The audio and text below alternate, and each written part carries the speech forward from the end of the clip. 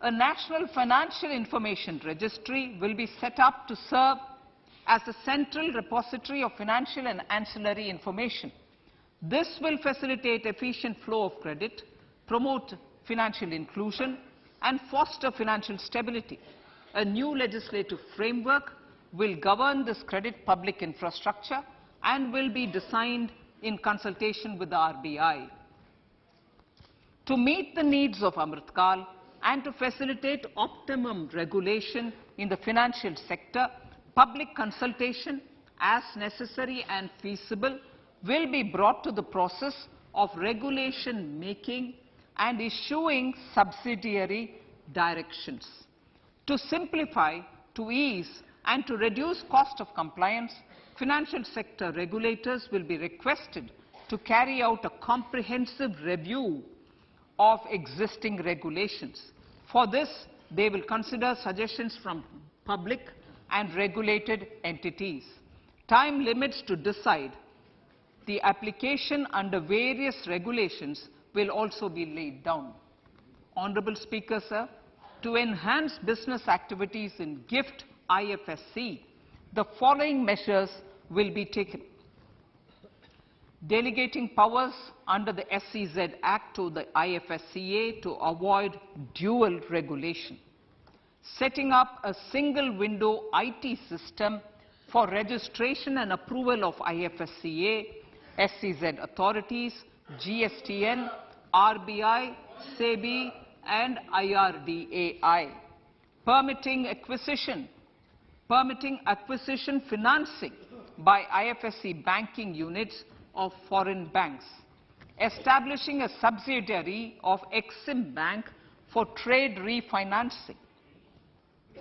Amending IFSCA Act for statutory provisions for arbitration, ancillary services, and avoiding dual regulation under the SEZ Act, and recognizing offshore derivative instruments as valid contracts. Honorable Speaker, sir, data embassy. For countries looking for digital continuity solutions, we will facilitate setting up of their data embassies in GIFT IFSC.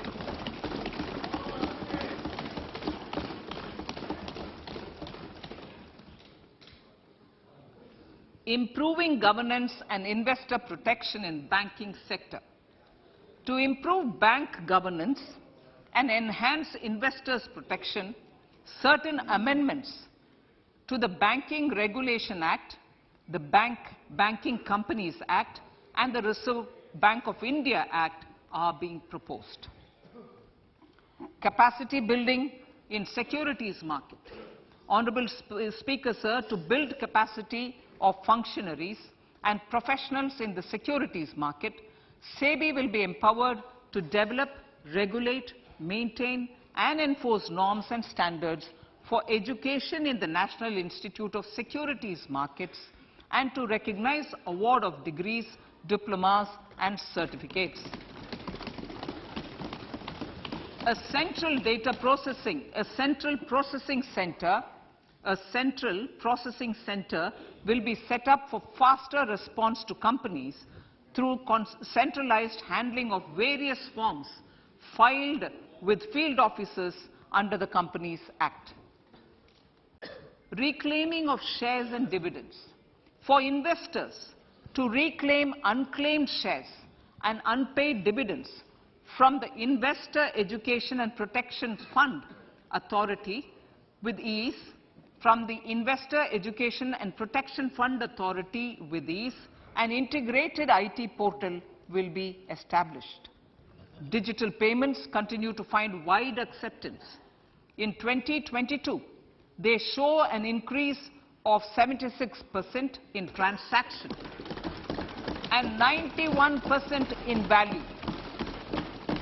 Fiscal support for this digital public infrastructure will continue in 2023-2024. Azadi Ka Amrit Mahotsav, Mahila Samman Bachat Patra. For commemorating Azadi Ka Amrit Mahotsav, a one-time new small savings scheme, Mahila Samman Savings Patra or Savings Certificate, Mahila Samman Savings Certificate will be made available for a 2-year period up to March 2025. This will offer deposit facility up to 2 lakh in the name of a woman or girls for a tenure of 2 years at fixed interest rate of 7.5% with partial withdrawal option. Senior citizens. The maximum deposit limit for senior citizens savings scheme will be enhanced from 15 lakh to 30 lakhs of rupees. The maximum deposit limit for monthly income account scheme will be enhanced from 4.5 lakh to 9 lakh for single account and from 9 lakh to 15 lakh for joint account. Honorable Speaker, sir, fiscal management. 50 years interest-free loan to states. The entire 50-year loan to states has to be spent on capital expenditure within 2023-24. Most of this will be at the discretion of the states, but a part will be conditional on states increasing their actual capital expenditure. Parts of the outlay will also be linked to or allocated for the following purposes: scrapping old government vehicles, urban planning reforms and actions, financing reforms in urban local bodies to make them credit-worthy for municipal bonds, housing for police personnel above or as part of the police station, constructing unity malls, children and adolescent libraries and digital infrastructure, and state share of capital expenditure of central schemes. Honorable Speaker, sir, fiscal deficit of states. States will be allowed a fiscal deficit of 3.5% of GSDP, of which 0.5% will be tied to power sector reforms.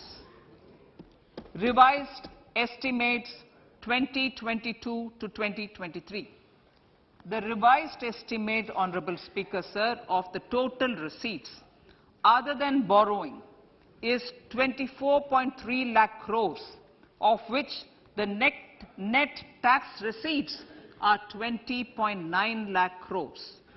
The revised estimate of the total expenditure is 41.9 lakh crores of rupees, of which the capital expenditure is about 7.3 lakh crores. The revised estimate of the fiscal deficit is 6.4% of GDP, adhering to the budget estimate. So budget estimates of 2023-24. Coming to 2023-24, the total receipts other than borrowings and the total expenditure are estimated at 27.2 lakh crores and 45 lakh crores respectively. The net tax receipts are estimated at 23.3 lakh crores.